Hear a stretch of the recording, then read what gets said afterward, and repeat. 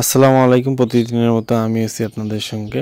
আজকে যাব লাল্লুর জন্য ঘাস তোলার জন্য। লাল্লু বলতে আমার গরু একটার নাম রেখেছি আমি লাল্লু, আর আমার অলমোস্ট গরু আছে 2টা। ইনশাল্লাহ আগামীতে আরও গরু হবে। তো আজকে গরুর জন্য ঘাস তুলতে গেছিলাম। ঘাস তুলতে যেয়ে একটু মোটামুটি ভালোই আমাদের কষ্ট হয়, কারণ এক জায়গাতে সব ঘাস ছিল না, সব সাইড দিয়ে ছড়াই ছিটাই ছিল, যার কারণে আসলে মোটামুটি আমাদের কাটতে একটু কষ্ট ছিল। কারণ এই জায়গার পানিটা একটু পানি কম থাকার কারণে, হাঁটুর নিচে পানি, এই পানিটা কম থাকার কারণে সূর্যের যে তাপমাত্রা, এই তাপমাত্রার কারণে পানিটা অনেকটা গরম হয়ে থাকে। কতক্ষণ পরে দেখি আমার আম্মু চলে আসছে আমার কাছে।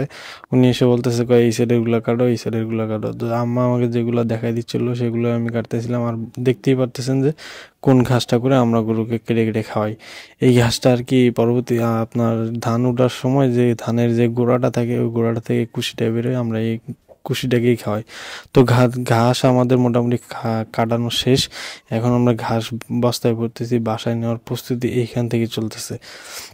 তো বিশেষ করে আমি সবাইকে একটা কথা বলবো, যে আপনারা যখন গরু আর কি নেওয়ার বাসায় চিন্তা ভাবনা করবেন, বা গরু আর কি লালন পালন করার চিন্তা করবেন, সবার আগে আপনার যদি জায়গা থাকে আপনি সেই জায়গাতে ঘাস লাগিয়ে দিবেন। কারণ এই ঘাসটা যদি আপনার খুবই ইম্পর্টেন্ট, ভুসি বা খেয়ার যত যাই খাওয়ান, পাশাপাশি কিন্তু আপনাকে এই কাঁচা ঘাস গরুকে খাওয়াইতেই হবে। গরু এই কাঁচা ঘাসের উপর অনেক ভিটামিন, আমি যতটুকু জানি, আমাদের জ্ঞানী যতটুকু বলে আমার, যে কাঁচা ঘাস আপনার লাগবেই।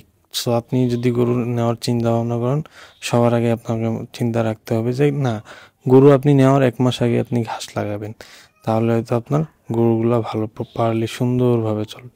তো যাই হোক, আমি ঘাস টাস কেটে অলমোস্ট বাসার দিকে রওনা করতেছিলাম। এর ভিতরেই মনে করেন যে আমাকে আম্মু বলতেছে কয় বাসায় যে ঘাস টাস কেটে গরুকে দিয়ে আবার নাকি আমাকে দোকানে যাইতে হবে। তো আমি অলমোস্ট সব প্রস্তুতি নিয়ে ফেলছি। ভালো থাকবেন। আসসালামু আলাইকুম।